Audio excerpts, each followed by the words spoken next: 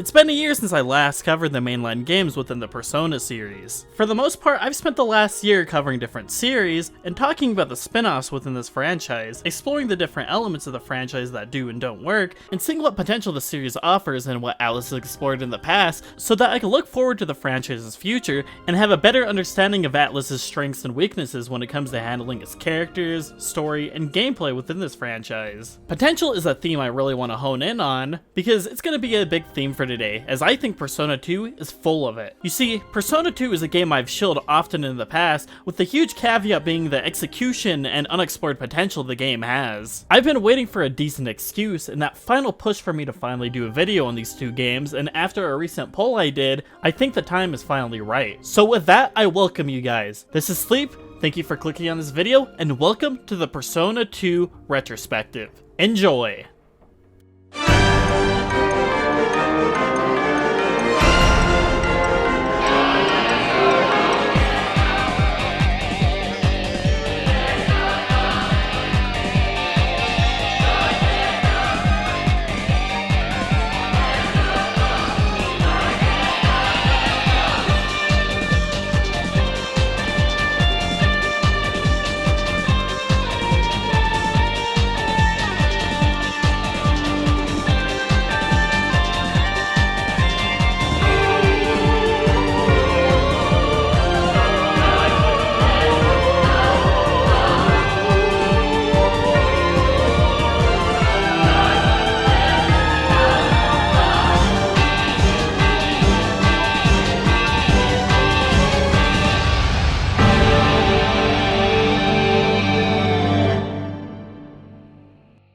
Persona 2 Innocent Sin, released in July 24th, 1999, and Persona 2 Eternal Punishment, released in June 29th, 2000, is the one and only two-part saga within the Persona franchise, released for the PlayStation 1 and eventually ported to the PlayStation Portable. The portable version came along with a bunch of additional content, such as the Tatsuya scenario in the game Eternal Punishment, and some quality of life improvements such as being able to switch between two different versions of the soundtrack, some balance changes, and some additional settings so that the battles can go by faster. For the sake of clarity, I will be playing the PSP versions of both of these games. You see, Persona 2 Innocent Sin in particular didn't release over here in the West in America until the PSP re-release. That means until the re-release on the PlayStation Portable, the West wasn't able to experience the first half of this plot. For some reason though, after the release of Persona 2 Innocent Sin for the PSP, they never translated the Eternal Punishment PSP version over here in the West, resulting in us having an inconsistent translation, and us missing out on substantial side content, such as the additional Tatsuya scenario mini-campaign, which served as an additional mini-campaign akin to something like Persona 3 FES The Answer. And until recently, the West wasn't able to experience this mini-campaign at all, unless they read a Google document, basically recapping the entire plotline. This left Persona 2 Eternal Punishment, and by extension the entire Persona 2 experience, as this weird inconsistently translated piece of media, with the West missing out on a lot of stuff. This remained the case for many years, until recently when GitHub user Seiyuchin released a PSP translation, which translated the Eternal Punishment PSP remaster exclusively released in Japan by using the PlayStation 1's translation as a basis and adjusting things so it lines up with the Innocent Sin's PSP remaster's translation. I would highly recommend you play this version of Eternal Punishment, as it, as of now, is basically the definitive version of the game. But with that discrepancy out of the way, I think I want to talk about the other thing that people should be aware of before going into Persona 2 as an experience. That being the gameplay.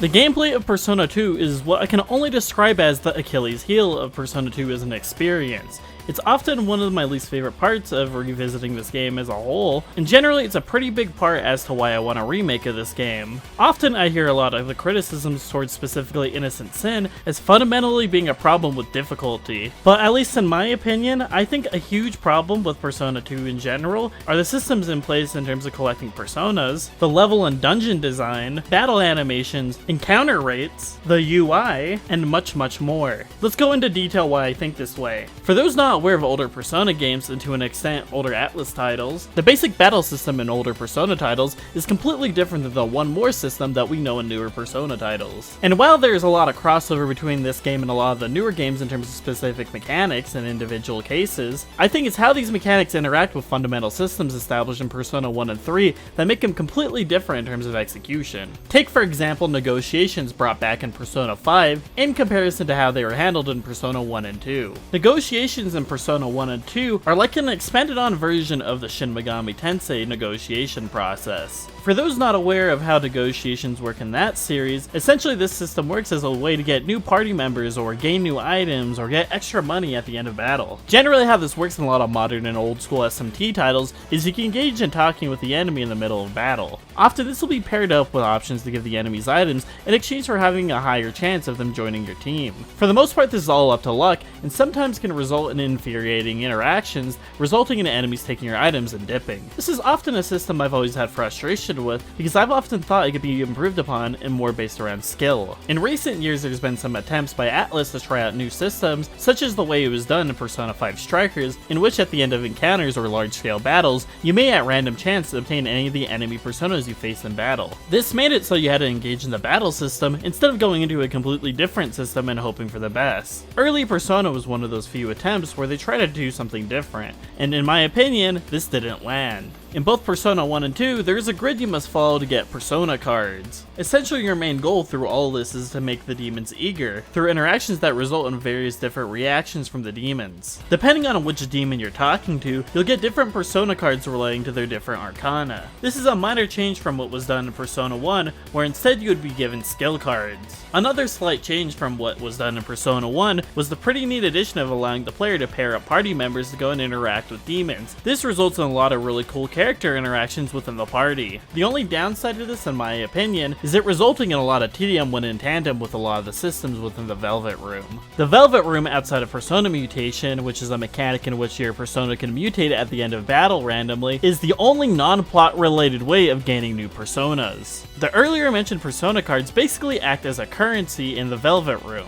Essentially through Igor, you were able to give him persona cards in exchange for new personas. The persona cards can be only used to buy the personas within the correlating arcana. The only exception to this rule are the blank cards obtained through making pacts with demons through negotiations. These blank cards can be used on the demon painter within the Velvet Room, who can essentially turn these blank cards into whatever arcana you want, thus giving versatility to this currency. This I don't think is a bad system, but I think it adds a lot of unnecessary steps to a system that could be a lot simpler. In my opinion, the negotiation system could be reverted back to the more RNG based system, but with a little bit more character to it. I think Persona 5 did a really good job of making the system simple, but I think it could have a lot of the additional fun introduced in this game by randomly pairing up characters together when you do the talk option. This would remove a lot of the unnecessary fat on the systems by removing the unnecessary amount of sub-menus and getting rid of the whole eagerness alignment system. I think pairing this up with, instead of just purely getting persona cards, adding an additional thing like flat out getting a persona at the end of it, with the caveat of getting less persona cards, while also retaining the pack system, would result in a really clean and in-depth system that retains a lot of the charm from the original. This would retain a lot of the functionality of the Velvet Room from this game, while also making it not feel as tedious for the player. This brings up the question of why would you use persona cards if you get a persona at the end of negotiations, and in response my pitch would be to put specific personas behind the persona cards so that you could use them for like special fusions akin to something like SMT4. Maybe getting the option to get skill cards instead of the persona cards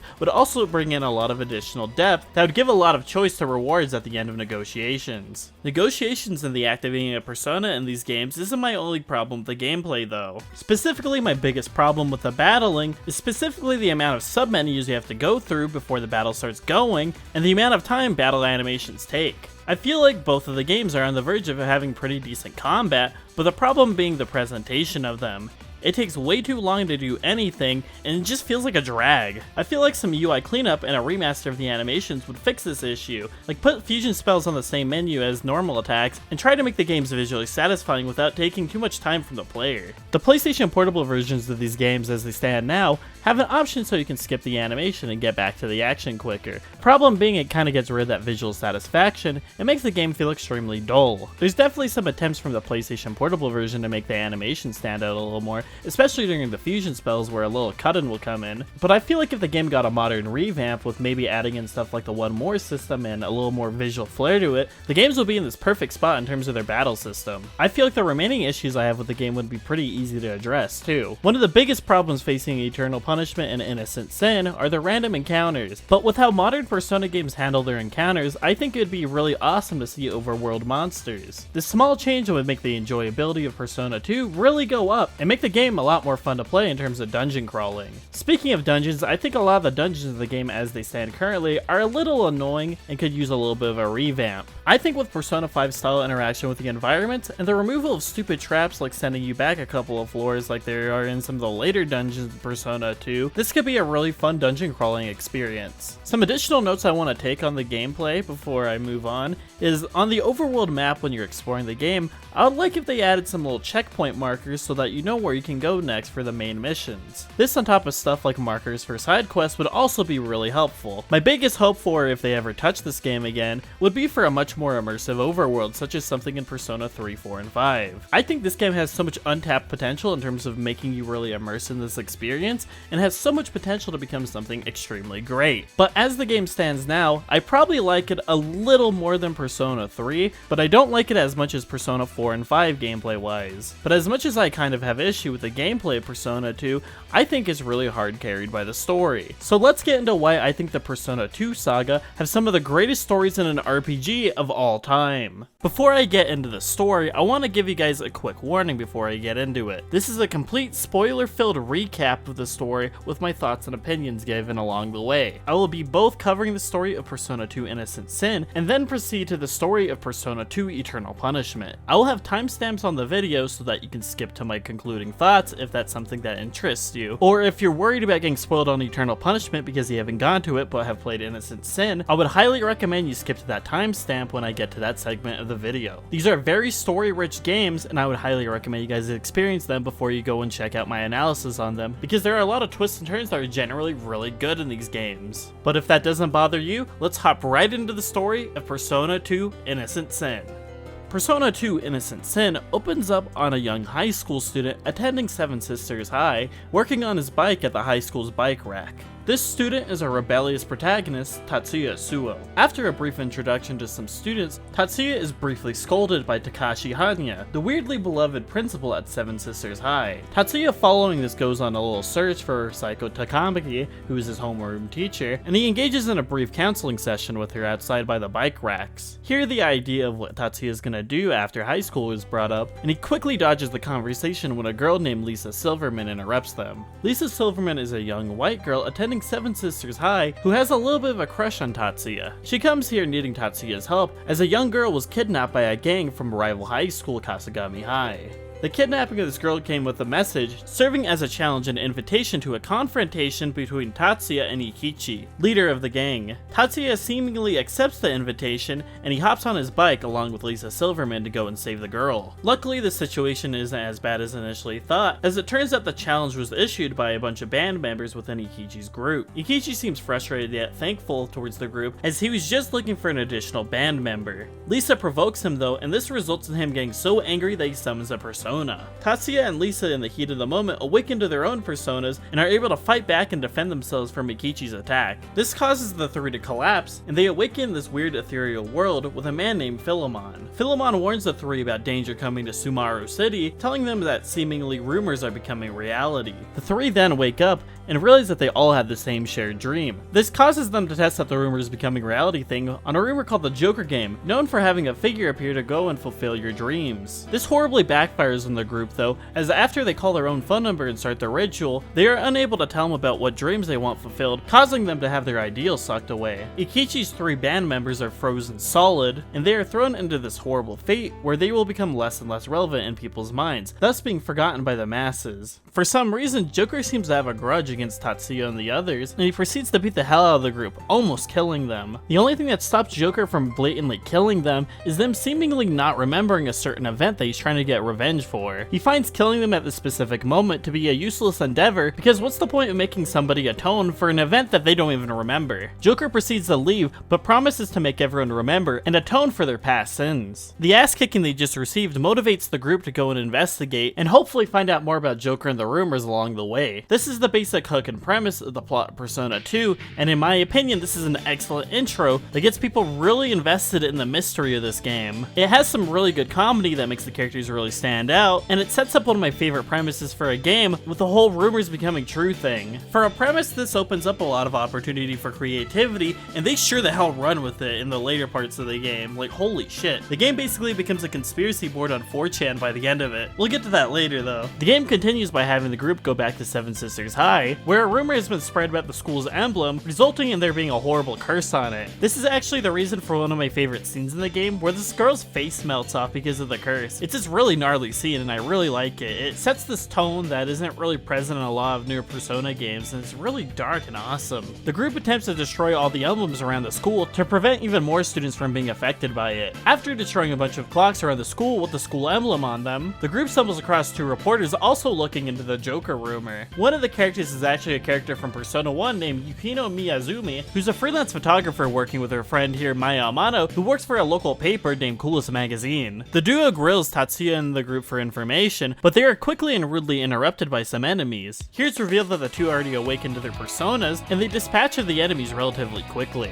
After realizing the team and the duo have the same goals, Yukino and Maya join the group in hopes of finding out more about the Joker rumor and whatever is going on around the city. The team devises a really interesting plan pretty early on to use the whole rumors becoming reality thing to their own benefit as a way to aid them in their journey and their goals. This is demonstrated pretty early on when the group spreads a rumor about a ramen shop actually selling weapons as a secret menu item. This actually demonstrates a really cool mechanic in the game where you could go to the Kuzunoha detective agency to spread rumors around. This allows you to unlock certain side quests or open up entire shops for you to buy items from. It's a really cool mechanic, and I wish I saw it in more games. The group continues on though in search of the principal of the school, leading them to the giant clock in the clock tower where they attempt to break it but are quickly interrupted by the principal. The principal is seemingly in cahoots with the Joker, and he apparently is the one who started the rumor about the curse around the school in a strange attempt to have complete and utter control over the student. After a quick boss battle with him, he jumps out the window with the school emblem on it, and depending on if you convince the party or not, you can actually start a small scale rumor causing the principal to actually have committed suicide there. Following this, you go around and gossip a bit with various students, and quickly you learn the principal is actually being helped by Kasagami High, or Kus High students with the spreading of the emblem curse rumor.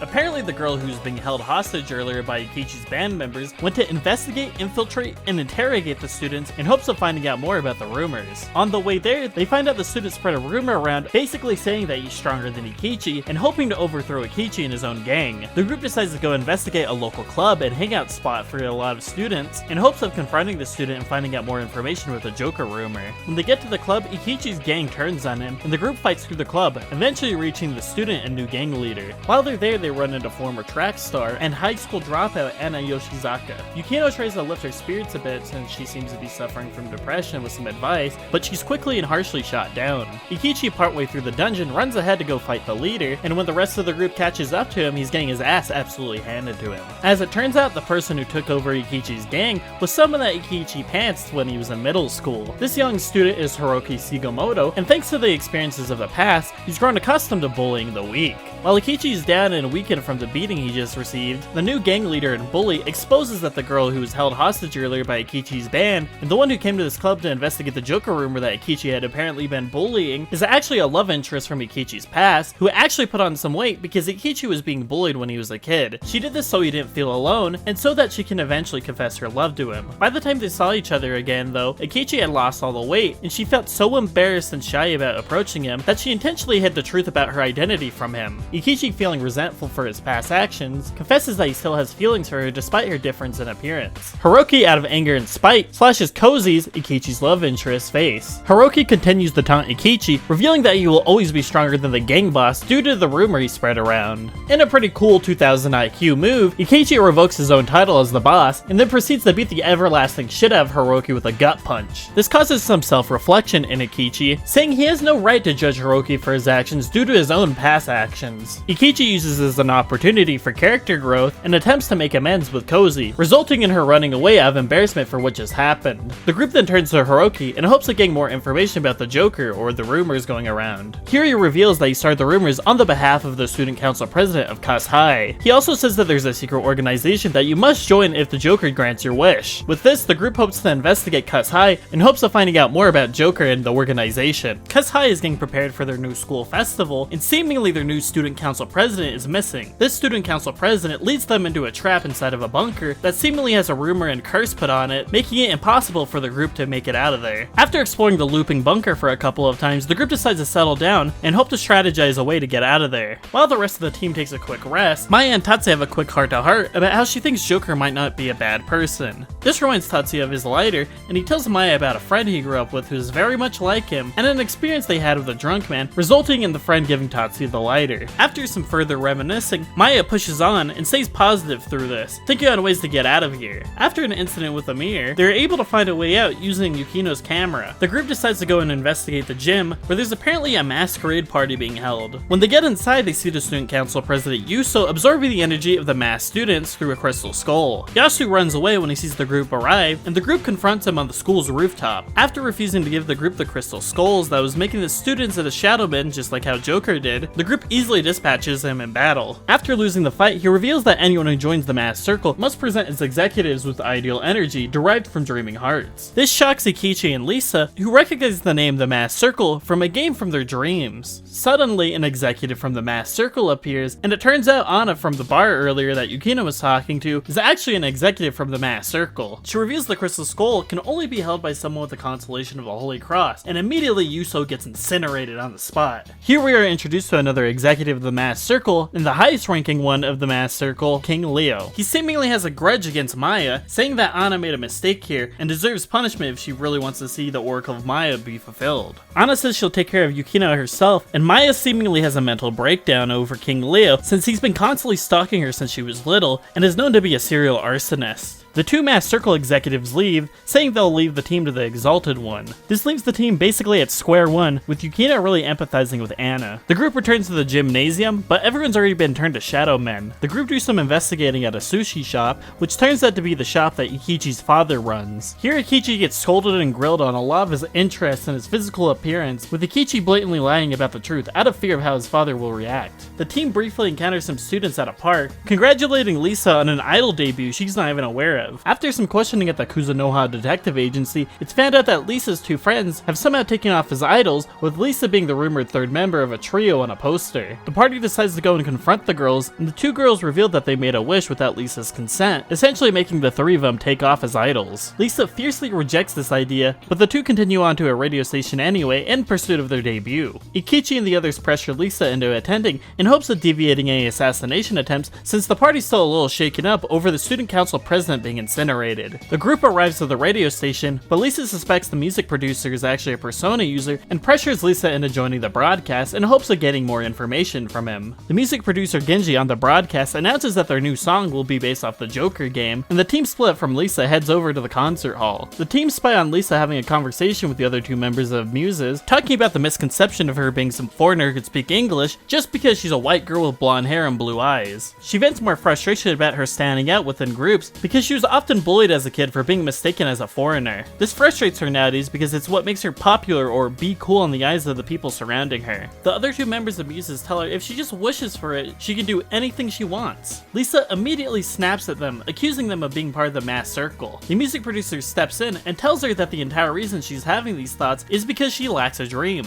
The party decides to back off and let Lisa decide for herself what she's gonna do next, but shocking enough, Lisa goes through with the performance, getting ready to do her solo for the song Joker. Maya quickly realizes during Lisa's solo that the lyrics are actually an excerpt from the scripture of the Oracle of Maya. After finishing the performance, Lisa publicly admits that she can't actually speak English, but the crowd accepts her anyway. Everything gets extremely intense though when they suddenly see dynamite on the bottom of all the seats, and this is when the producer reveals that he's actually part of the mass circle and goes under the name of Prince Taurus. King Leo also appears, revealing that their plan to turn people into shadowmen through idols didn't work. Prince Taurus shrugs, saying that he'll make it in time for the end of something called Nahiolan while showing off his own own crystal skull. Following this, King Leo leaves, cryptically saying that 4 pillars of fire will rise, with this hall being one of them. Prince Taurus battles the group and loses, but not without stealing the ideal energy of the other 2 members of Muses. Following this immediately, the party evacuates the concert hall, getting out just before it explodes. This once again leaves Maya traumatized thanks to the flames. Lisa's history teacher suddenly appears at the scene, recognizing this as being an event from the Oracle of Maya. Maya introduces herself to the history teacher, causing her to go on a conspiracy theory-filled rant thanks to Maya knowing about the Oracle of Maya, accusing Lisa of being a spy for the Last Battalion, which is an Adolf Hitler-led group of Nazis that, according to conspiracy theorists, escaped to the Antarctic following their loss in World War II. Yukino interjects with her own theory, stating that she thinks the Oracle of Maya is part of some occult thing. Yukino brings the group to a girl named Eriko, who is also a character from Persona 1, who knows a little bit about the occult and such. She quickly solves a riddle King Leo left, resulting in them finding locations of bombs, the first of which being guarded by a demon on a toilet, and a Persona user hired on by the Mass Circle. The party dispatches of the Persona user, though with some mercy, and quickly move on to the next bomb after dealing with this one. The next bomb is within a gym, where the group meets up with Maya's friend, Ulala. Ulala meets up with the party, and after a bit of conversation, does a little bit of boxing training, accidentally finding the bomb inside of a punching bag.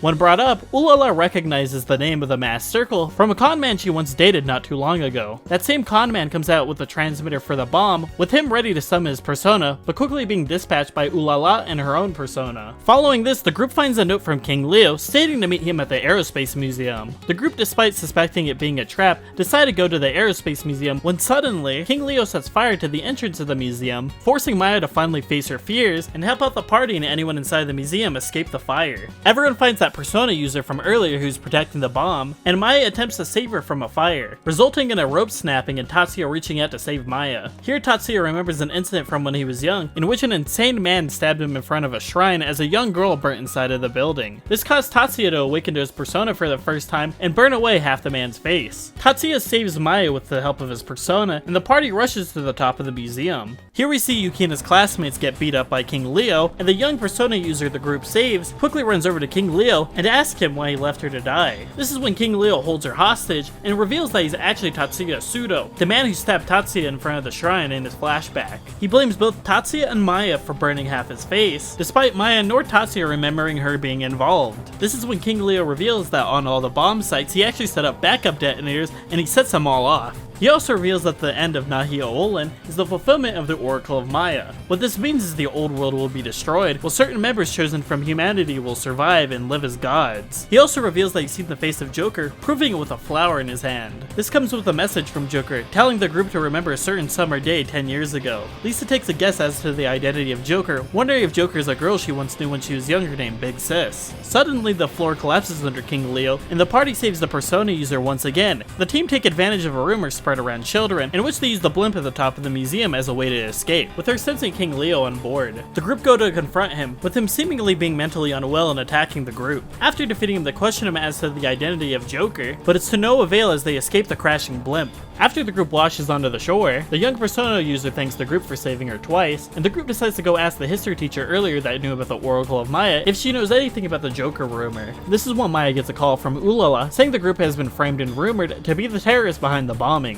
Before the rumor becomes true, Yukino tells the kids that they saved to spread a counter rumor that they weren't actually the terrorists all along. The team splits up to avoid suspicion and meets up with history teacher Miss Ideal. The history teacher realizes that Lisa's not part of the Last Battalion, and Maya shows up seeming a little off. To their surprise, on the news, there's a rumor going around that Hitler and the Last Battalion are looking for ancient ruins hidden in Sumaru City. The history teacher claims that the Last Battalion are a high-tech army of super soldiers with weaponry covered in the blood of Christ. She then reveals everything's in a book called In Lakech, in which it's claimed that Pleiades aliens are the ones that gifted humanity with civilization. Yeah, you just heard all of that correctly. This game's gone full 3 AM on fucking History Channel. We've gone off the rails at this point. It's then revealed that Sudo was a medium, and that a giant spaceship is under the entirety of Sumaru City. It's then revealed that all these different civilizations were living underground in the alien spaceship, but all died within a civil war between the aliens and the humans. She then backs up her claims here with ancient Mayan structures built in South America based on Sumaru City. The reason the last battalion and the Oracle of Maya are after this spaceship is because when the Oracle of Maya is fulfilled, Xibalba, the ancient alien spaceship, and the Crystal Skulls will grant mankind's ultimate dream. This making humans into a state called being an idealian, which is a transhuman state where we will understand the true meaning of life. This will cause only a few people to ascend while the rest die in a rapture-like event. To the shock of the history teacher, the In La Ketch is being released to the public with hopes of spreading these rumors around and making everything in the book come true. The history teacher assumes it's the work of King Leo from the Mass Circle, but Lisa steps in and says this is absolutely bullshit because the Mass Circle was a kid's game she would play in her dreams with Ikichi. This is when Ikichi and Tatsuya realize they all shared the same dream. Realizing that it was all a memory, not actually a dream, they all decide to meet up at the Alaya Shrine. The group recalls a memory in the shrine in which it burnt down and a girl died inside. This is when suddenly they are teleported into the room of Philemon, where he tells everyone to face their past and learn the truth at the Alaya caverns behind the shrine. Inside the caverns at the various underground lakes, the group recovers their memories from the past. They all recover a memory in which they all met up when they were kids, wearing different masks to conceal their identities while still being friends together. There was 4 of them in the group, consisting of Ikichi, Tatsuya, Lisa, and an unnamed boy. They formed a little group and used this cave as their little hiding spot, calling themselves the Mass Circle. One day they encountered an older girl at the shrine, praying, who wasn't wearing a mask. They asked her if she wanted to join the Mass Circle, saying they would grant her every wish in an attempt to befriend her. She knew the kids were just playing along and told them about a rumored game called the Persona game.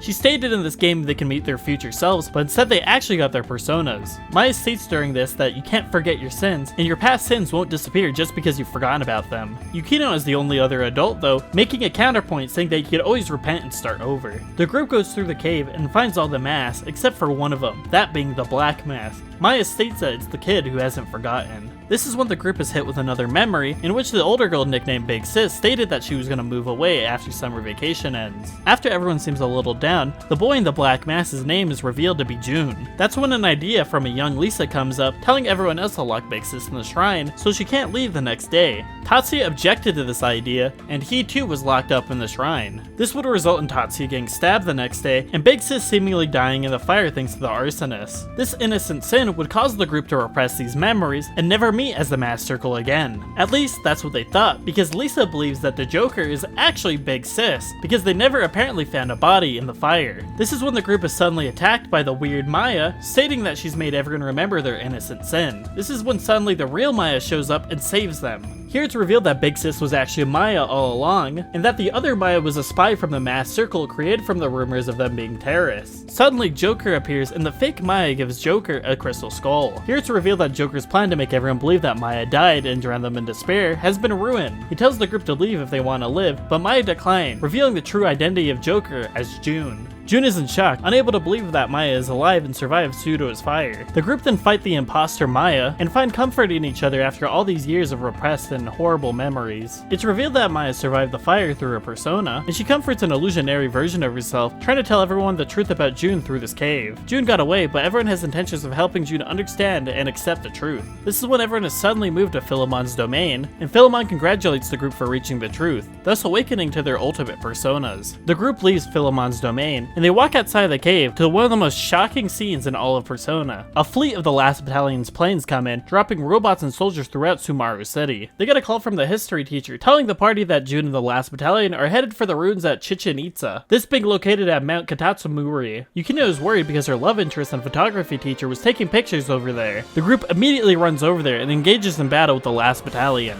Near a temple the Nazis were attempting to take over, Yukino and the group have a conversation with a monk who gives her a camera belonging to her teacher. The monk tells Yukino he headed for the summit. When they arrive at the summit, they find the last battalion having a battle with the Mass Circle. Here they encounter some robot Nazis who have spears that can summon personas. After engaging in battle with the last battalion, they find Yukino's teacher, but it's already too late. He seems proud that he chased his dream to the very end and hopes that Yukino does the same. He dies in her arms before she's able to tell him how much she loves him. Yukino gets in a bit of a depressive state, but she remembers that promise she made earlier to save Anna, and she regains her drive to push forward. Here Yukino awakens their ultimate persona, and the group enters the temple. The group stumbles upon Anna being attacked by the last battalion, and Yukino tries to save her. Yukino tells Anna she empathizes with her and really wants to help her like she once was helped. This is when she's suddenly interrupted by her own shadow in a similar fashion as something like Persona 4, where it calls Yukino out for being full of shit, and calling her out for having 2 dreams, but never succeeding in either of them, causing her to sleep around and take her frustration out on others. She doesn't deny what the shadows are saying, which is something the Persona 4 cast really could have benefited from, and tells Anna that's even more reason to listen to her when it comes to moving forward when you fail. Shadow, Yukino, and Anna stay behind and fight the shadow, while the rest of the group continue on into the temple. In the later part of the temple, they stumble across an illusion of June, who gives the party a flashback of what he thinks actually happened on that day. Due to the information we've gathered thus far though, we know this recollection of events to be incorrect. When we finally make it to the main part of the temple, shadow versions of Ikichi, Lisa, and Tatsuya are there, with them being aided by June and an executive of the Mass Circle. Here the Mass Circle is being confronted by the last battalion and their leader, and no, I'm not joking, Adolf Hitler. Adolf Hitler steps forward, saying he has the power to control the crystal skulls as well. Joker immediately uses the crystal skulls to raise the spaceship Xibalba, causing the entire chunk of Sumaru City to be lifted up from planet Earth. Adolf Hitler sends one of his drones to go and attack Joker quickly, but Queen Aquarius pushes Joker out of the way, thus getting stabbed. The crystal skulls get stolen, and Joker, or June, sends the shadow versions of the party members to go and attack the last battalion. The party uses this as an opportunity to try to snap June to his senses, but this just results in Joker transforming and embracing the darkness in his heart through Nyarlathotep. The team engages in battle with Joker, and after defeating him, he reverts back to June. June wakes up thinking it's all been a nightmare this whole time, and he sees Tatsuya still has the lighter he gave him. He shows off the watch that Tatsuya gave him when they were younger, and everybody reconciles and finds comfort in each other, with Maya giving him a flower that represents happiness. Everyone feels a horrifying, powerful presence nearby though, and suddenly a man appears. This man is June's father, and he tries to encourage June to go back into being the Joker. When June refuses, his father abandons the party, causing the temple to collapse and ruin. Philemon plops him out of reality into safety though, and here somehow Yukino transfers her persona to June?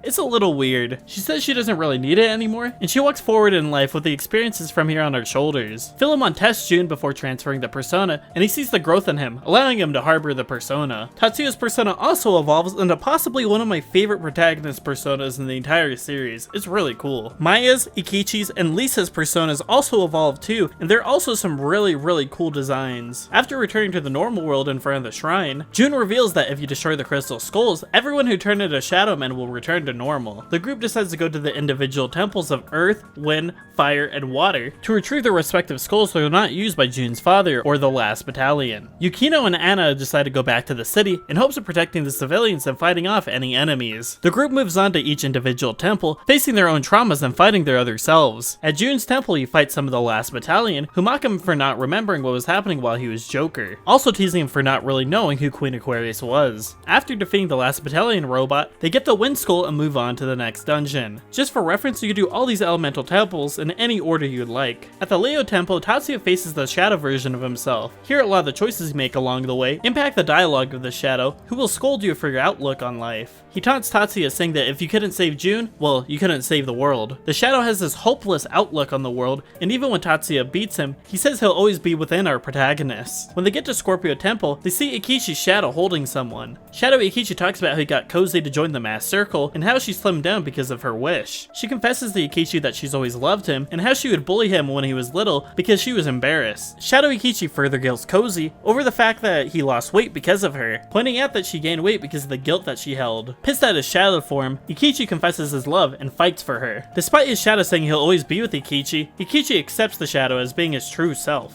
Him and Cozy embrace, stating their love for each other's hearts rather than their looks. They take the third skull and head for the final temple, where Lisa faces her true self. Shadow Lisa grills Lisa on admitting to not actually speaking any English, and airs out her other dirty laundry, such as her sleeping around with older men for money and experimenting with drugs. The Shadow claims that she's entirely motivated by status and attention, and the entire reason that she clung to Tatsuya was because he was seemingly at the center of attention for everybody. The Shadow calls her a selfish little bitch, which causes Lisa to respond. She says everything that the shadow said is true, but her love for Tatsuya is genuine, and she'll love him even if he hates her. Much like Yukichi, Lisa doesn't deny her selfishness, and accepts that part of her heart as being true to who she is. Following this, she asks Tatsuya for his feelings, and depending on your choice, you can actually do one of the first and only gay choices in the entire series as the protagonist. Shouts to Tatsuya for being the one and only bisexual king in terms of the protagonist of Persona. After getting the last skull, Maya will get a call from Tamaki saying that Miss Ideal, or the history teacher, has been kidnapped by Prince Taurus. Here Jun states that the teacher is the only one that needs to be sacrificed to start the Oracle of Maya. He states with this, all the Mass Circle needs to do is go inside the spaceship Xibalba. The group goes on a little trip through an underground river, no thanks to Maya's driving skills, and they find the spaceship relatively quickly. The group make it through Xibalba despite the rumors causing traps to appear within the dungeon, and they start to see glimpses of Jun's memory. They see glimpses into a strained relationship with his father, and they're able to relate since Ikichi and Lisa have a lot of issues with their own parents. Further into the dungeon, they find Prince Taurus, but he's been killed by one of the traps. Further in, we see more daddy issues, with Maya's own father leaving to pursue his dream job. After reporting on a war, Maya's father was never seen again. This left a mental toll on Maya, and that's why she carries around the little bunny. It's all she really has to remember her dead father. Seemingly over time, the further they get into the spaceship, the more their thoughts start to influence the environment inside of it. Later into the dungeon, they see Jun's father again in a memory, but Jun insists that this man is not actually his father. Lisa, thanks to this flashback, is able to recognize the man as the man who wrote the In Lak'ech and the history teacher who died in the clock tower. This explains who the man is, but doesn't really explain the man that they're chasing currently. One of the last battalion users attempts to use the reality distorting properties of Xibalba, but proceeds to have this backfire on him. This drives Maya to the conclusion that they can use this to their benefit. She notes though that any bad thoughts can actually overpower any good thoughts in here. This is immediately demonstrated when Ikichi's father shows up, but he's made of gold. After defeating the fake parent of Ikichi, another memory of Jun shows up. Here Jun says that the memory being shown is a lie, as it shows his father as being successful and super cool, but in reality he is very thoughtless and his mom was extremely neglectful towards him. Here Jun's mother suddenly appears, wishing for him to never exist, as he slowly fades away from existence. The group quickly dispatches his mother, and they reassure Jun, saying that they need him. Destroying this final last fake memory of Jun's, he gains resolve and ambition to defeat the man who is posing as his father. The team progresses forward and finds the history teacher trying to awaken the aliens to ascend humanity. She strongly believes in the In Lak'ech and believes this is the best thing for mankind. Jun counters that this is the delusion of his dead father, but she writes him off, saying he's just like his mother. Jun warns her that even his father didn't want to fulfill the Oracle of Maya, and that this will only result in the world's annihilation. Suddenly, the aliens wake up and smack the shit out of the history teacher, knocking her aside. After defeating the aliens, the group wonders who the man posing as Jun's father is. They theorize Jun's father isn't actually anyone in particular, but he's actually another rumor become reality. You see, as kids they would often speculate about Jun's father and how he actually is. She compares the personas who are our other selves to the perception of others and how they see us. This other self being able to be transformed by how people perceive them or the discussion around them from others. When they finally arrive in the heart of Xibalba, they find themselves in another dimension similar to Philemon's. Here Adolf Hitler appears and reveals that his skull wasn't actually the crystal skull, with him tossing the skull away and revealing him to be the fake version of Jun's father. Here he reveals that they're in the collective unconsciousness and makes fun of humanity for the rationalization they'll go to just to get their fantasies fulfilled. He reveals he only took the shape of Jun's ideal father because that's what Jun fantasized for the most. The imposter pulls out Jun's actual father, who says he only wrote the In Lak'ech in hopes for people never to suffer again. He realizes that he was a fool and owns up to the mistake of writing the book. Here the imposter shows off the ruins from earlier and reveals that Queen Aquarius was actually Jun's mom the whole time. She reveals that Jun's mother wished for his youth and hoped for his long-term happiness. He then reveals that Jun's mother killed herself when she found out Joker was actually Jun. The imposter brings back both Jun's parents back and destroys them right in front of Jun as they were apologizing. He states that they're in his reality and they stand no chance against him. The party challenges him anyway, and he melts into an abomination that has the face of all their fathers, stating it's the father's duty to be the ultimate obstacle for his child. After laying the smackdown on him for a while, he's thoroughly impressed and the final battle concludes. After the final battle, Philemon appears and reveals the imposter to actually be a Nyarlathotep. Here he states the party proves that humanity can evolve into something whole, and all this just proves his side of a debate that they were having. This obviously pisses off the party because this was just to prove a point for Philemon.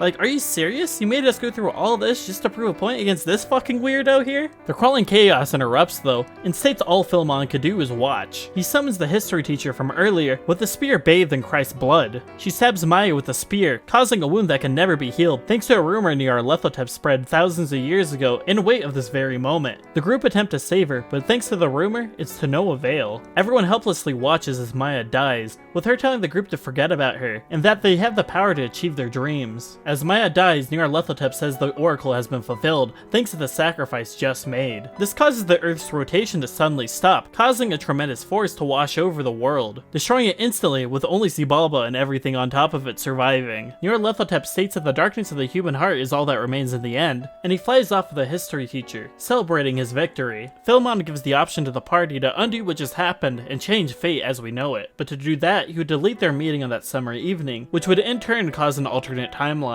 The power of the human will can accomplish this, but in return, he needs to exchange it for their memories. The group is reluctant, not wanting to get rid of their memories they just got back. He states that Nyarlathotep draws strength from the negative emotions of people, but to be able to stop him, mankind must change, and you must create a new world. While nobody wants to say goodbye to their memories, due to the world being destroyed and there not really being anywhere else to go, the group gives them up, with them giving each other one last goodbye. After saying goodbye to everyone and getting a kiss from Lisa, Philemon asks if there's anything Tatsuya wants to say before he goes. Here you're given the option to punch the dude in the fucking stomach, and I would highly recommend you check this one because, well, this dude kinda deserves it. Philemon seems to share the same face as Tatsuya and reveals that they are one and the same. He wishes Tatsuya luck and hopes for him to remember. Everyone states their wishes to each other as they go back in time, and soon Tatsuya is plopped into a brand new timeline right when he met with his guidance counselor. Everyone seemingly not having memories over the course of the last game lives their life in a seemingly better way. Tatsuya is the most popular dude in the school, and Lisa seemingly still has a crush on him. Ikichi seems better off, with him and Kozi seemingly being in a very comfortable relationship. Jun lives his life with a loving mother and father, and generally seems a lot more happier in this timeline. Despite everyone not remembering the events of the game, it seemingly had an impact on them growing as individuals. In some sort of twisted fate, everyone arrives at the same crosswalk, where Maya and Tatsuya run into each other, ending the game on them experiencing some kind of deja vu as they look in each other's eyes. It's the end of a tragic game with a somewhat bittersweet note, ending on a pretty optimistic yet painful cliffhanger.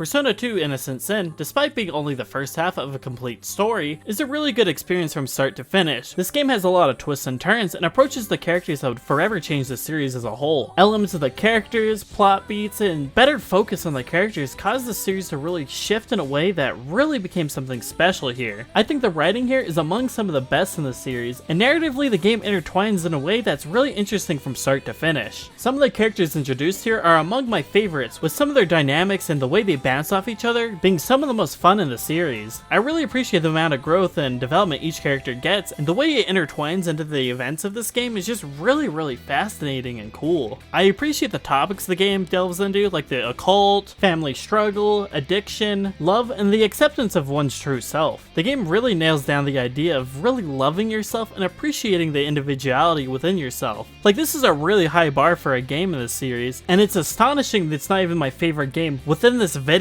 Go take a pee break and get your popcorn ready, because we are about to approach one of the greatest RPG stories of all time in my opinion. How does the game top this game in terms of story? Where does this cliffhanger go, and where does the plot go next? Well, let's find out. I am Sleep, and welcome to Persona 2 Eternal Punishment. Enjoy!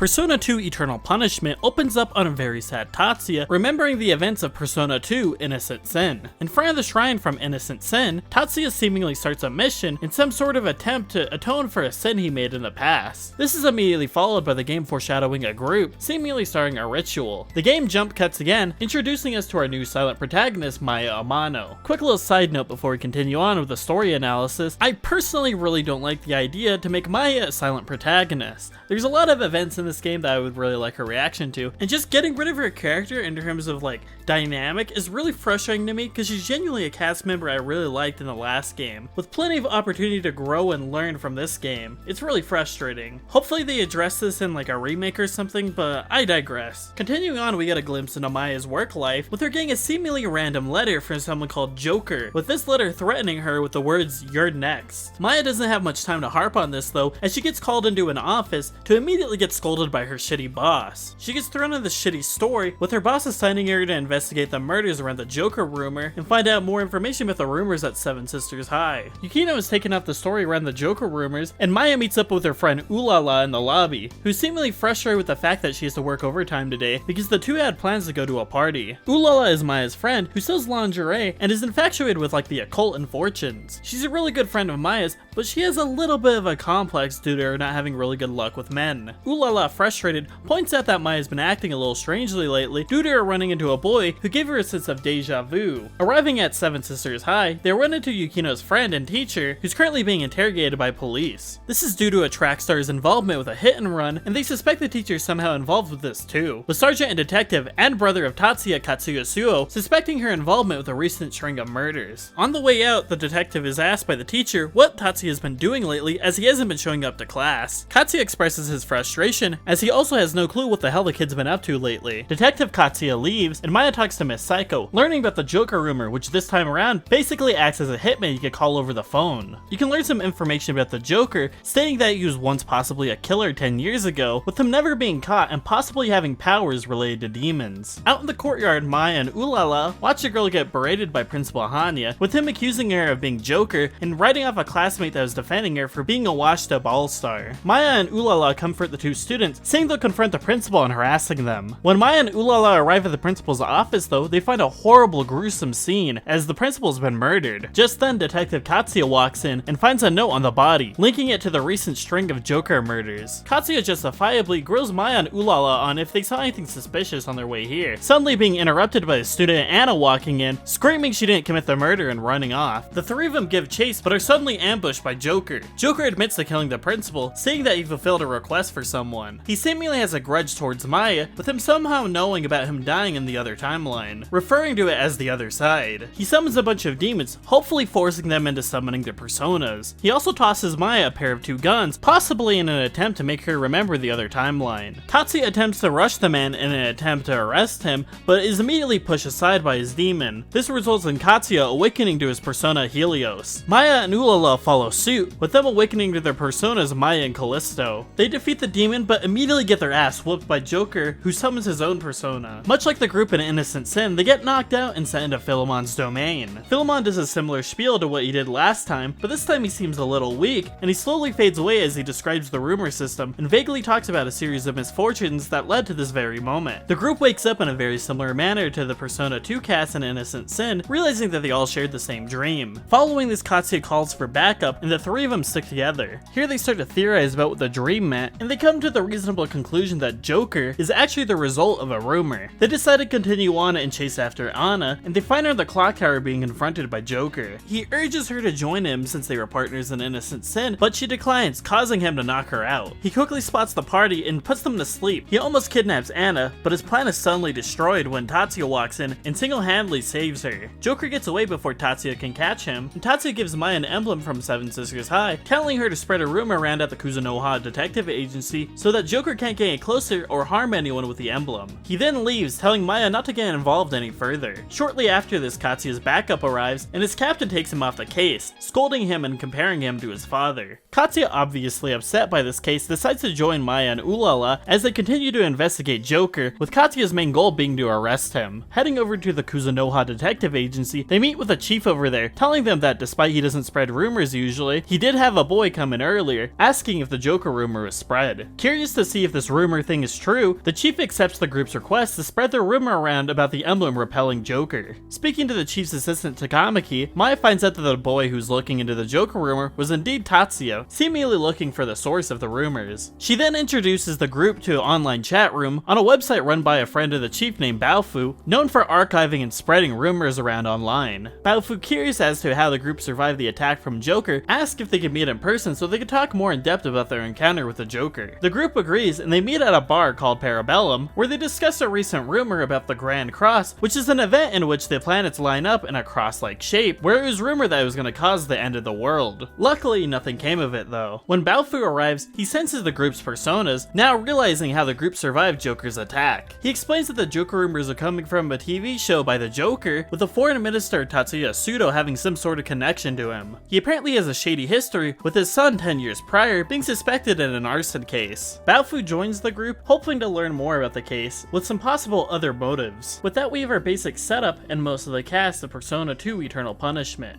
I think this game does a really good job with pacing its intro and really getting people intrigued in the story. I think having the basic premise of an adult-oriented Persona game is already enough of a hook for people, and the fact that it has the story building on the past one just escalates it to this next level. But let's continue on and see how this cast shines as a group. When Baofu immediately joins the group, he decides to test out the theory if rumors actually do affect reality. He does this by spreading a rumor around, saying the bar that they're currently at sells weapons. After being surprised the rumor worked, Baofu points out that having the emblem will make it really hard for them to investigate the Joker due to the rumor that the group spread around. In response, Maya burns the emblem, allowing the group to continue their investigation. The group heads over to a sanitarium after Baofu notes that Tatsuya Sudo's son is currently being held over there. Upon their arrival to the sanitarium, they find the place full of bodies and blood scattered everywhere. Amongst all these bodies, Baofu is able to recognize one of them, with the man belonging to the Taiwanese mafia. Baofu also notes that the Taiwanese mafia was in cahoots with Tatsuya Sudo, questioning as to why he would send someone to attack his own son. When they arrive to Sudo's room, they find it filled to the brim with writings all over the wall. Here they find a list of victims and a bunch of mentions of stuff like the Grand Cross or the Oracle of Maya. This sparks something within Maya, making her feel somewhat sick, as if she is remembering something. This confuses the group as the Grand Cross has already passed, and Maya is overtaken by some sort of shock, causing her to knock out. Ulala mentions this has been happening for a fair bit, saying this started when she bumped into Tatsuya at the crosswalk.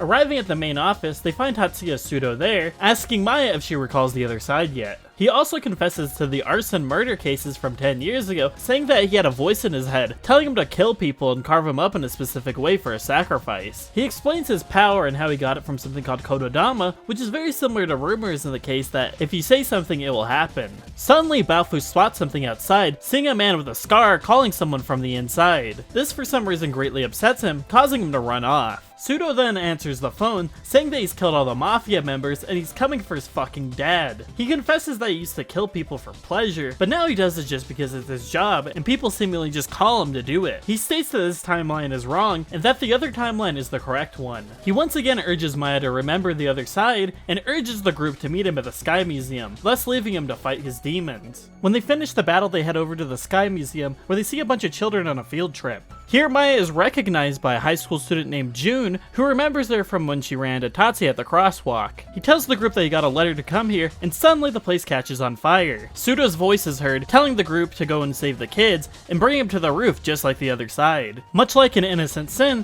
they once again save all the kids, and bring them to the rooftop, where this time the group is greeted by a hostage situation, where June is being held at knife point, and Sudo being in an argument with Deja Vu boy Tatsuya. Sudo tells June that he's the real Joker, and he attempts to make June remember the other side. Katsuya is extremely surprised to see Tatsuya here, and Maya through this finds out that the Deja Vu boy was actually named Tatsuya all along. Both Tatsuya Suo and Tatsuya Sudo yell at Maya to remember and don't remember the other side. Suddenly, the floor collapses under them, and Tatsuya is stuck hanging off the ledge of the rooftop. Maya attempts to go and save Tatsuya by grabbing his hand off the ledge, but then Sudo attempts to take advantage of the situation by attacking Maya, causing June to intervene intervene and punch Pseudo off the ledge of the building. As Tatsuya's basically experienced this all before, he takes the group inside the blimp and they make another getaway, similar to how it was done in Innocent Sin. Tatsuya drives the blimp, running out expecting Pseudo to survive just like how he did in Innocent Sin. Much like before, they confront Pseudo in the same area and learn that his face has been destroyed once again, much like what happened to him in Innocent Sin when Tatsuya burnt his face when he was a kid. Deja Vu boy Tatsuya proclaims that he's going to defeat fate and this time make things go differently. This causes Pseudo to attack the group and reveal to the group that Deja Vu boy had a persona all along. After defeating Pseudo once again, he vaguely scoffs something at the group, saying that fear has gone far enough to the point where Joker will not die. Much like before, the blimp starts to crash again and Tatsuya breaks open the doors, allowing the group to escape. Katsuya attempts to question him on what the hell's going on, but he immediately gets kicked off the blimp by his brother. Everyone else decides to take the kids and jump out of the blimp, with Jun on his way out attempting to give Tatsuya his lighter. This time around though, Tatsuya declines and allows him and Maya to leave, telling Maya not to remember anything if she wants to return to a normal life. He pushes her out of the blimp, deciding not to join them. When the team finally arrives on the beach, Katsuya is extremely concerned as to what Tatsuya is up to and what the fuck this entire other side stuff is about. Baofu focuses up the team, and the group splits up, with Baofu wondering what Minister Tatsuzuo is up to. Maya heads over to her job, with her introduced as someone known as Wenglong Chizuru, who's known for her super accurate fortune tellings. She senses something special about Maya, and on a TV broadcast she reveals that anyone who uses the Joker curse actually becomes a Joker themselves. Following this, we cut over to Katsuya, who's currently confronting the captain and police chief who are covering up the entire Pseudo incident. He gets extremely frustrated with the two when he finds out there's still more Joker murders going around, insisting that the police investigate Minister Tatsuzuo. This causes the police chief to completely relieve Katsuya of his police duties. And after Katsuya leaves, Captain Shimazu gives the man with a scar all the records of anyone who was called the Joker, with the man with the scar noting "Oolala." We cut back to Baofu and Maya, who are pretty fed up with the evolution of the Joker rumor and the fact that Pseudo's case is being covered up. They conclude this is probably because of Tatsuzuo's minister rank. The party regroups, with Oolala calling Maya when they meet up with Katsuya, telling them that something's wrong. Baofu concludes that this is probably because she used the Joker rumor and she's slowly becoming a Joker herself. They wonder as to who Oolala might have wanted to kill and head over to the gym in an attempt to save her. On the way there, Maya has a vision of Innocent Sin, reminding her of a con artist that Oolala had dated before. They find the con artist from Oolala's vision and eventually find Oolala herself locked up in a gym by herself. They attempt to comfort her, but then realize Joker's already taken over her, revealing that she wanted to kill Maya all this time. The group defeats Oolala and snaps her back to her senses, with Oolala apologizing to Maya, saying she attempted to kill Maya with a Joker rumor when she was drunk and extremely jealous towards her. Maya surprisingly forgives her pretty quickly, and they move on knowing the effects of the Joker curse. They realize that Oolala's persona is being taken over by the Joker persona and take her to the Velvet Room to exercise this persona. He points out Joker is essentially just the darkness within people's hearts, and that's always gonna be there, similar to the whole shadow concept. Oolala once again thanks Maya and promises to repay her in the future. Suddenly Maya gets a call telling her that the student Noriko has been kidnapped and was turned into a Joker. She's told that this has been happening a lot and everyone that's been kidnapped is being held at the Zodiac Club. Katsuya concludes that she must be the one behind the murder of the principal and the hit and run suspect. The group decides to go and investigate, and they run to Anna at the club Zodiac. She reveals that she hangs out with Tatsuya a lot over here, but he's been acting strange as of late. She also reveals that the club has been bought out by the Taiwanese mafia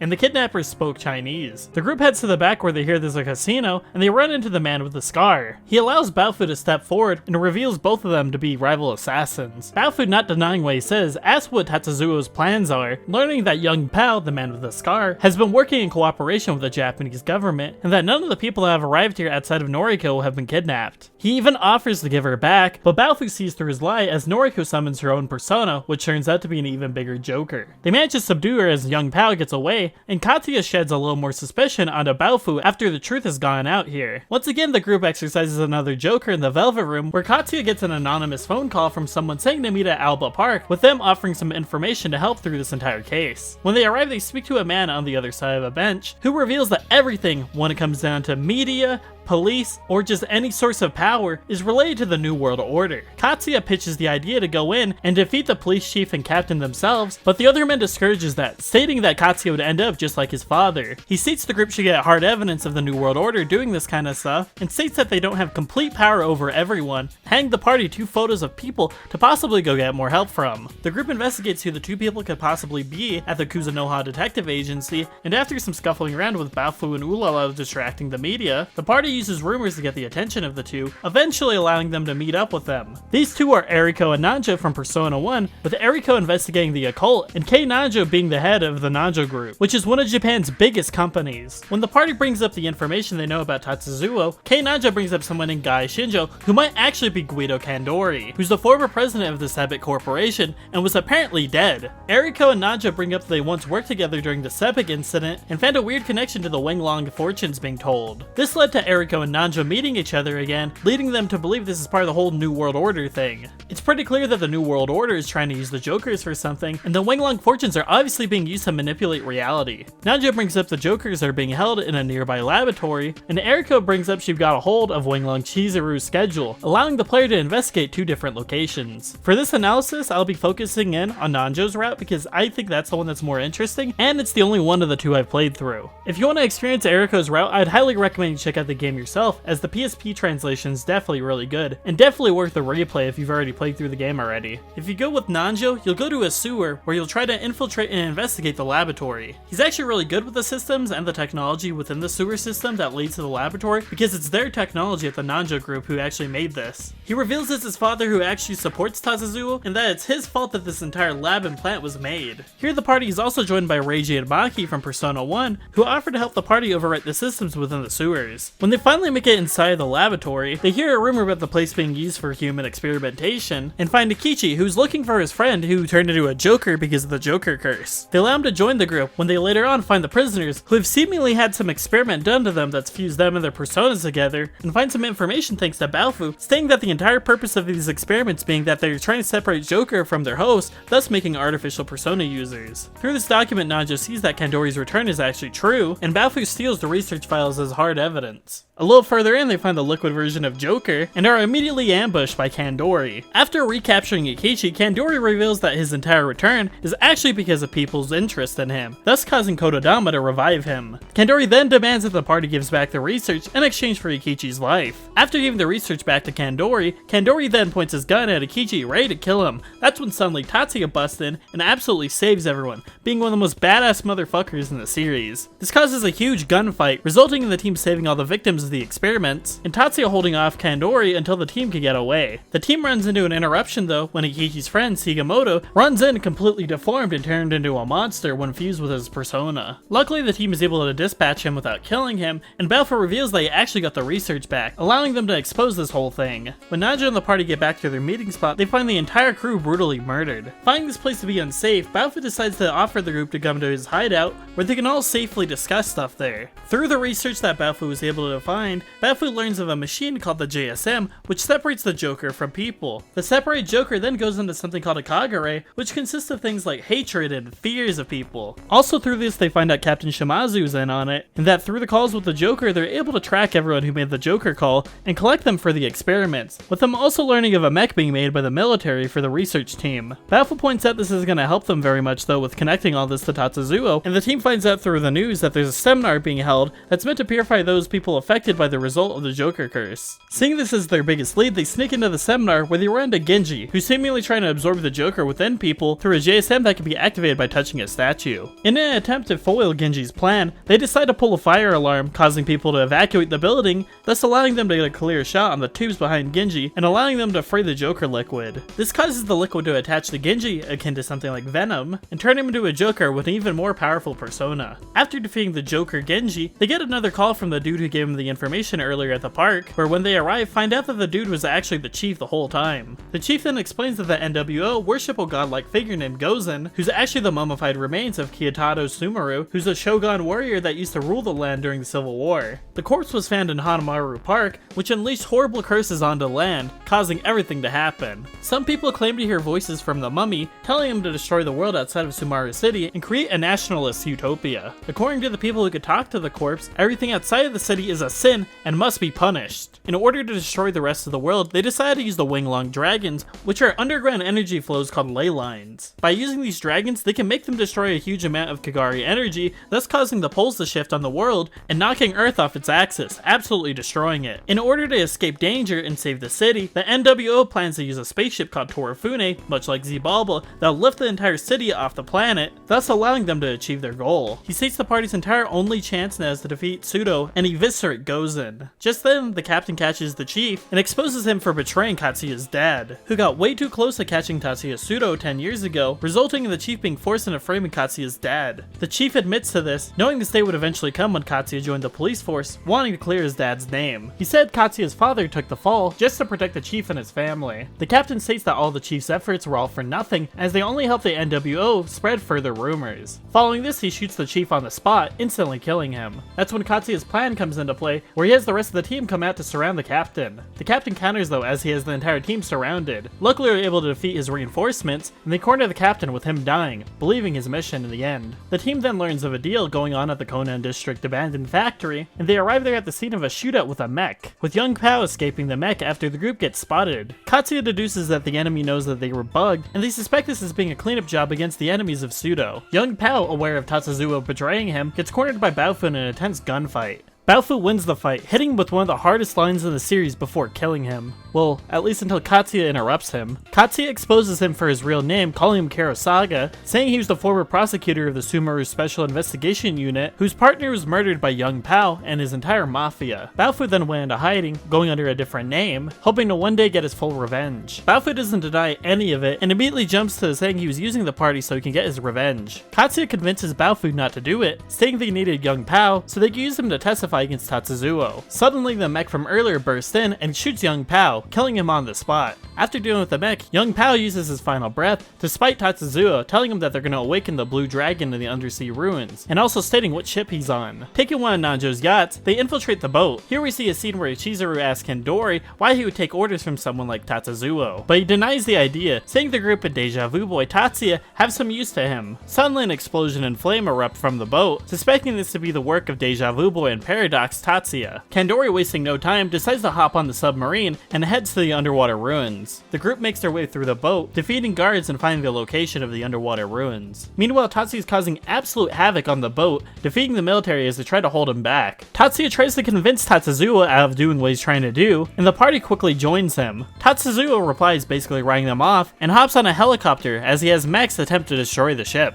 Following this, Tatsuya tries to have the group stay away from him, telling them all that he'll handle it all on his own. This results in him in hopping on a mech and having a pretty funny scene where Katsuya tries to tell him, hey, you don't have a fucking driver's permit, how are you supposed to drive that thing? With him ignoring his bigger brother and going into the sea anyway. The party eventually finds a submarine of their own and makes their way to the undersea ruins. It's already too late though, as when they arrive, Kandori's already unleashed one of the seals, revealing that there are 11 seals around the world that control the dragon, and all of them have been released. Tatsuzuo and Gozen are already headed for the spacecraft, and so this leads to this giant showdown between Kandori, Tatsuya, Nanjo, and the party, with Eriko and Chizuru having a rematch. Kandori remarks after being defeated that fate can't be destroyed, but Tatsuya replies saying that he'll never let that sadness happen again. Following this, the ruins collapse, with Chizuru and Kandori dying in the collapse. When the party makes it back to shore, Katsuya demands that Tatsuya tells him what the hell is going on. Tatsuya reveals that he's not actually Katsuya's little brother, and will reveal everything if they come with him, promising not to continue with the investigation. Bringing the group to Alaya Shrine, Maya suddenly has a flashback to the Innocent Sin timeline, where she remembers the event in which the shrine burnt down with her inside of it. After seeing Maya kinda have a flashback moment, Tatsuya notes that she also has memories from the other side. Katsuya interrupts their conversation, noting that there was never a fire at the shrine, with Tatsuya responding it didn't happen in this world, bringing him into the cave so they could see his and Maya's memories. Tatsuya brings them into the shrine, telling them that their unconscious memories lie here, and to continue forward if they don't mind their past being exposed. The first flashback we see is of Nanjo, where he and the rest of the cast of Persona 1 make a promise to see each other again once they've reached their dreams and goals. It also shows a little bit of Eriko, with her also making the same promise, but hoping to be by the side of Naoya, the Persona 1 protagonist, for the rest of her life. They both admit to not really being true to themselves, and being able to refocus their goals in life through all of this. When they dive into Maya's memories, she remembers the plot of Innocent Sin, with the group seeing similarities to what's happened in this world, but with some pretty distinct differences. Tatsuya explains that he's from that timeline, and that though he's using the body of the Tatsuya from this timeline, the Tatsuya inhabiting it currently is actually the Tatsuya from the other side. He explains this isn't the case with Tatsuya Sudo, who's only being told by some of the events of the other world, in an attempt to make Maya remember. This is when Tatsuya tells everyone who really is behind everything going on here, as being the crawling chaos near Lethatep, who's the complete opposite of Philemon. Nanjo and Erika have also had an encounter with him in the past, with them assuming it was just Kandori's persona, not knowing him to be the darkness within human hearts. Finally, Tatsuya shows them the ending of Innocent Sin, saying that because of it, the party of Innocent Sin gave up the last past 10 years of experiences and memories in hopes of making a diverting timeline where they could prevent this world from facing the same fate. This is why everyone else has forgotten their memories except for him. He tells the group that he worries that if the party of Innocent Sin remembers the events of that game, the two timelines would become one and the world would face the same fate once again. The group accepts Tatsuya despite all this, and Eriko and Nanjo take their leave, hoping to help the city out with their old friends from Persona 1. With Tatsuya being the final main party member, the group decides to head over to the spaceship Torifune. They reach it by going through an underground subway tunnel, where on the train ride there we get some of the greatest dialogue between the characters in the entire game. Tatsuya has this amazing moment with Baofu and the rest of the cast, asking as the youngest person there if adulthood gets any easier, with Baofu saying it only gets harder. Though it may just be Baofu being cynical as always, this interaction causes a very telling silence between the group, and it's honestly a really amazing character moment. When they arrive at the Torifune, they find out the military and Tatsuya have already made their way through it. Meanwhile, Tatsuya is in the final steps of his plan to finally destroy the rest of the world. He leaves the rest of the operations in the Torifune to General Sugawara, with Tatsuya getting ready to ascend with Gozen. Tatsuya warns the group of what the spaceship did on the other side, with his own bad thoughts causing a lot of the problems. Tatsuya faces golden statue versions of his friends, saying that he's forgotten about them or doesn't care about them. They get ready to execute Tatsuya, but he stops them, saying that he'll accept his punishment later. After defeating the golden statues, Tatsuya apologizes to the group for causing unnecessary trouble, saying that Tatsuya from this timeline also apologizes to them all. When the group finally arrives at the control center, they find the general extremely deformed and turned into this horrible monster. It's just then that everything gets absolutely worse when this castle rises in the middle of Sumaru City, causing the rest of the spaceship to start to rise. Tatsuya hasn't given up hope though, saying that Tatsuya still needs to perform the dragon ritual to complete his plan. After defeating the monster general, they find out they can't control the ship at all and use one of Kandori's teleporters to go back to the surface. The group heads over and enters Sumaru Castle, where they are greeted by a statue saying they need to know the 7 words of Kodadama to be able to pass. The group eventually finds the mummy of a warrior who lends the group aid through Persona and allowing them to have the 7 words of Kodadama. When the group finally reaches the top, they find Tatsuya amongst the bodies of the scattered executive council. They ask him if he's gone absolutely insane, with him saying the rest of the world has become selfish and deserves to be destroyed. After this, he turns to Gozen, offering all this Kagari, allowing the Kagari to take this horrible monstrous form. This causes the dragons to awaken and circle around the Torifune, with Tatsuya being betrayed by Gozen and being turned into this horrible monster. After defeating Tatsuya, they turn their focus over to Gozen, who turns into this weird turtle monster. After defeating Gozen, a weird portal opens up above the Torifune, causing it to be completely engulfed by it. The group then find themselves in the collective unconsciousness, with Nyarlathotep in the shape of Tatsuya having one final challenge for them. He shapeshifts around to mimic the party members, saying that if they can't beat this one final challenge, then Nyarlathotep will give back the memories to Jun, Ikichi, and Lisa, causing them to remember what happened in Innocent Sin and causing the end of the world. In each of these challenges, the party members will have to deal with their past and accept these different shadows as parts within them. When we enter Katsuya's past memories, we see that he initially didn't want to be a detective, with him wanting to pursue being a cook, but having to do detective work instead to clear his father's name and help Tatsuya. This caused him to resent his brother, which got pretty bad when he started having feelings for Maya, making him look at his brother as in the way. Katsuya initially denies this, saying that while he had resentment towards his brother and dad, he still loved them through all of it. Following this, we get to see the shadow of Ulala, who points out her drunkenness, complaining, and jealousy towards Maya, showing a scene where she's being extremely mean and jealous towards Maya during a drunken rant when they went out to eat. Ulala admits to everything, saying that she's been fucking up in the past and really hopes to make herself going into the future, tired of not having control over her life. Following this, Shadow Katsuya and Shadow Ulala challenge the group to a battle for the fate of Ikichi. Following this battle, they receive Ikichi unconscious, and Philemon returns him to the real world. In the next vision, we see Baofu's Persona dig up the grave of Baofu's partner Miki and watch in horror as Baofu has to watch his partner die again. This causes some anger within Baofu, but he takes this moment to accept that he's been running away from himself and blaming himself unnecessarily for the death of her. Katsuya really pushes him by punching him in the stomach, saying that he needs to move on from the past and allow himself to move on for a better future. Baofu takes this with grace and thanks the group in his own unique way for helping him come to this realization. This is followed up by Nyarlathotep showing up as Shadow Tatsuya, saying that he has the young man who holds her heart. Here the group fights Shadow Maya and Shadow Baofu, allowing him to rescue Lisa in the same way that they did with Ikichi. Here they finally face against Nyarlathotep in the form of Shadow Tatsuya. Here he reveals the final goal of June and shows everyone the hidden truth of Tatsuya. Here the group is shown the final scenes of Innocent Sin, where they see the timeline split that Philemon offered. We see the promise Tatsuya made to his friends, stating that they're gonna make a better world now, while everyone else accepted their end of the deal to forget their memories from the past 10 years in Innocent Sin's timeline. It's revealed that Tatsuya did not accept this part of the deal, refusing to give up all those memories. Nyarlathotep mocks and laughs at Tatsuya, stating that the entire reason the world is on the brink of destruction is because he refused to give up his memories. His His selfishness and broken promises cause distortion in this timeline, causing there to be a fraction between the two worlds and causing him to meld with the Tatsuya of this timeline. As punishment for Tatsuya not holding up his end of the deal, Nyarlathotep skewed events in this timeline, so he would have to meet his friends once again as punishment. His memories returned when he bumped into Maya at the crosswalk, resulting in him hiding away because of all the guilt. The party comes to Tatsuya's defense, and Nyarlathotep laughs, accepting their challenge of rejecting him once again. After defeating him in his multiple horrible forms, he states he's always going to be within humanity, and Philemon retorts, saying that humans can never exist without their shadows. The group slashes down Nyarlathotep, disguising himself as Tatsuya, and Tatsuya states there's one last thing he must do by returning himself to the other side so that this side doesn't go through the same fate, resulting in Tatsuya saying goodbye to everyone and returning himself to the other side. The game ends with the city showing recovery, seemingly not knowing what happened over the past 2 games, and Maya returns to her job as a reporter, focusing on the positivity in life. We see Baofu accept the death of his partner and move on, with him dropping the Baofu alias and accepting himself as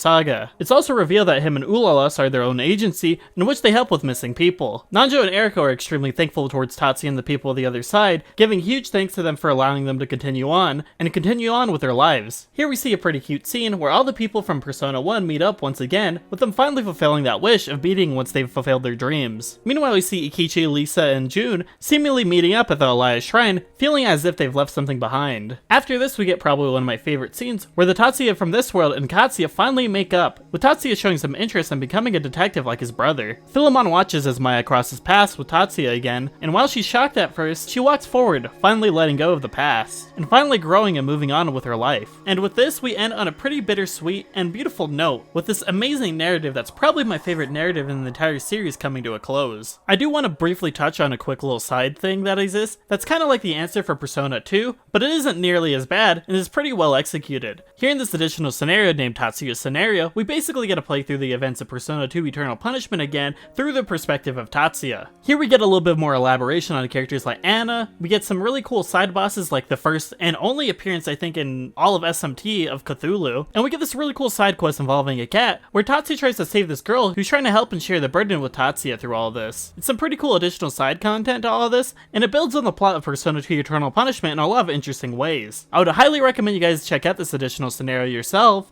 if you're just itching for a little more story content from Eternal Punishment. It's not too long of an additional campaign, and it took me about like 4 hours to complete. But with that, we finally have completed everything that Persona 2 has to offer. This game is an absolute masterclass in storytelling, and it has some of the greatest characters this entire series has to offer. I absolutely adore a lot of the ideas the game has, and while some of the gameplay kinda lacks, I do think there's a lot of potential for something like a remake in the future. Persona 2 with a lot better of gameplay, and maybe a little bit of graphical touch-ups, could really make this game into a modern RPG classic. The game really has the story to warrant it, and with the right direction, it could really become Atlus's magnum opus. I hope this at least convinced you to check out, or at least watch someone play through the game, and hopefully get more eyes on a game in the Persona series I believe deserves a lot more attention. I constantly see fans of the modern games ask for stuff that's in this game, and I really think if they just brought it to a newer audience in a new, interesting way, it would really satisfy and make a lot of those fans happy. Let's just hope one day that Atlus either makes an anime or a remake of this game, so that people all over the world can finally experience this amazing story. But on that note, I think I've gone on for long enough, and I want to thank you guys so much for hopping on by for my Persona 2 retrospective analysis. This video wouldn't be possible without you guys, and I really appreciate the amount of love and care you guys have given me for the last couple of months. It's been really amazing to see how far this community has grown. If you guys want more analysis content like this in the future, I would highly recommend you guys go down to my Patreon and support me. Over there you get early access to my analysis content like this one, and you gain access to special Discord channels on my Discord. If you're interested in supporting me and helping me make more content like this, I would once again highly recommend you guys go down to my Patreon. I will be adding more benefits as the time goes on, and hopefully we can make this into something extremely special. I also really want to thank you guys, the subscribers,